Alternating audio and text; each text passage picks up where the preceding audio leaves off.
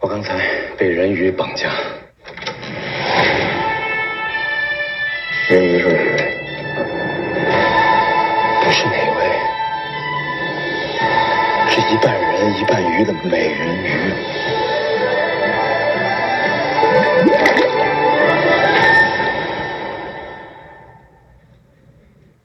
不是左和右，是上和下。它上面是人，下面是鱼。头呢？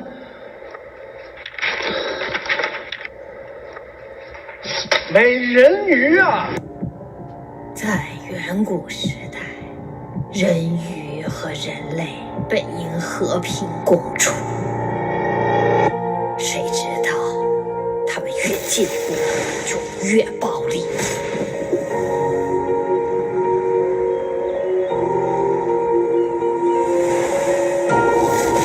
人类是邪恶的。这个世界上还有什么比钱更重要？你是谁？你的目的是什么？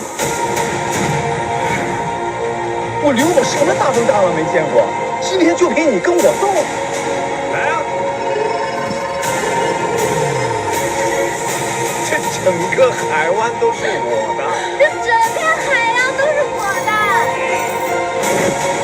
你别告诉我你已经爱上他了。你是我在这个世界上见过的最美丽、最干净的女孩。你不是人，你是天使。拿着钱去死！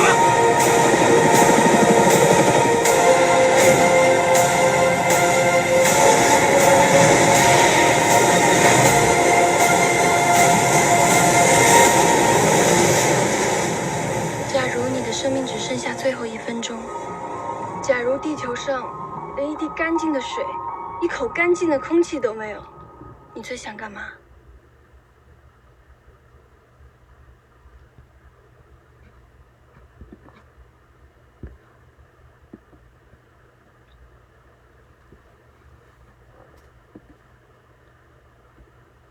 Liu Xian intends to use special sonar technology to eradicate sea life to make room to begin his land reclamation plan.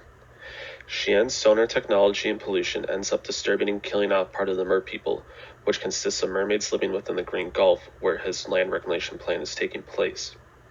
Shan, one of the merpeople who's capable of walking and blending in with the humans, is sent by her people to seek revenge on Xian for what he has done to the merpeople population.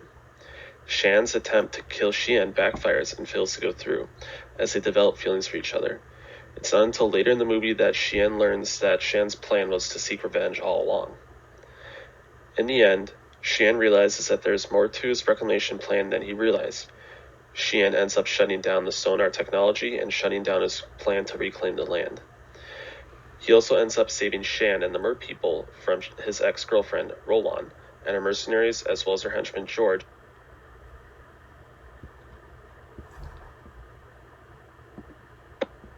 There are many cultural aspects shown in the film The Mermaid, the main one being that it was filmed entirely in Mandarin, which is standard Chinese. Mandarin is the most common language spoken in East Asia, so it makes sense that they chose this language to film in. The release date of this film is also significant because it was February 8th of 2016. This day was very important in East Asia because it was the Chinese New Year. The Chinese New Year is a festival that celebrates the beginning of a new year on the traditional Chinese calendar. Another aspect was the fact that this film was about mermaids. Many mermaid myths and legends are focused near East Asia.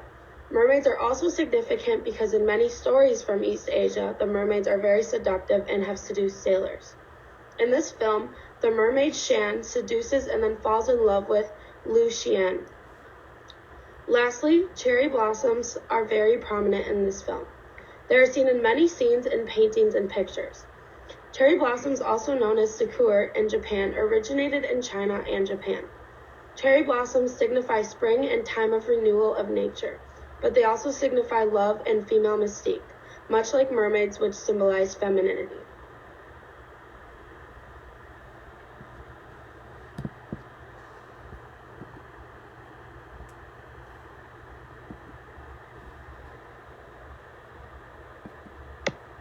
The physical geography and climate of China has a large variety of features that stand out.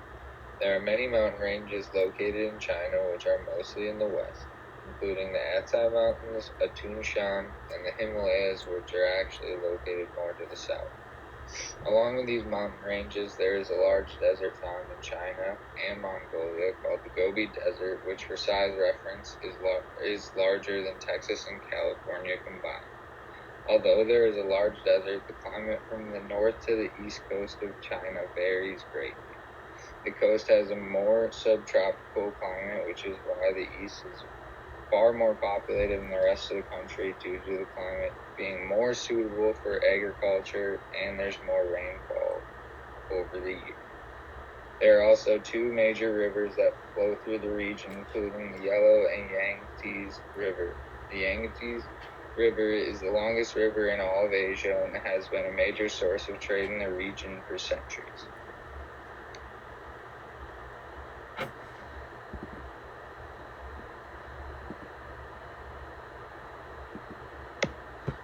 The physical geography of the movie The Mermaid was fairly accurate to what you would see in this region of China. The movie takes place near the coastline, and in this picture you can see some of the plateaus you would find in China. Although due to the industrialization of China, these coasts now have more ports and people that are located in this region, which would make it look different from what was pictured in the movie. You can also see the elevation change from sea to the ocean in this picture. There were scenes of large forested sections as well, which was indicative of the east coast of China. Lastly, they seemed to be in a temperate climate, which was shown by the clothing worn in the film, and the actors did not perspire often when they are outside.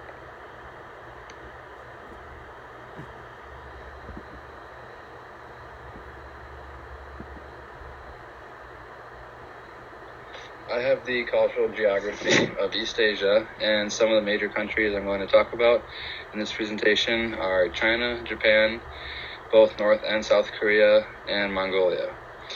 So I'll be discussing some of the basic characteristics of the region's culture. So first up, East Asia is a rather large and populated region with roughly 1.64 billion people as of 2020. China is a historical influencer and leader due to their immense size and strongly unified economy, as well as their culture. This has been going on for over the last couple thousand years. So next up is greeting, and as we know here in the U.S., a formal handshake or hello is a common way to greet someone.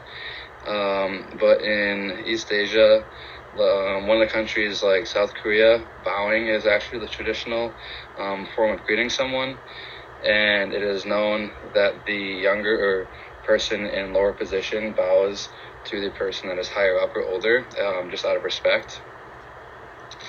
So the next is religion, and there are a bunch of different religions throughout East Asia, 8 total, and they include Islam, Buddhism, Christianity, Taoism, Hinduism, Shintoism, Animism, and Confucianism. And then there's also people that are non-religious and participate in that. The next topic is the language, an alphabet that is kind of common between East Asia. There's a comparison between Japan and Korea. In roughly 1400, Korea created their own alphabet that was kind of unique and separate for them. And similarly, Japan created a writing system that they use on their own that does not apply to anyone else or any other countries. Popular traditional cuisine. There are many different types of dishes that have many common ingredients like noodles, pork, fish, vegetables, rice, and then some common dishes besides those ingredients that you see in the picture up there on the top right is also vegetable pancakes, which is what you see in the picture there. And there are shrimp pancakes, fish curry, stir-fried wheat noodles, multiple dishes including those foods that you see in the picture in the top right there. And then lastly is the music taste. East Asia's traditional music is actually focused on individual instruments and is an art of transparency and lineality, actually. And so this is a pentatonic scale, which is 5 notes to create an octave. And this is kind of the traditional form. Obviously, people today listen to more modern music, just like us in the U.S., and that is rap and hip-hop, and that is most commonly listened to and performed in Mandarin in China.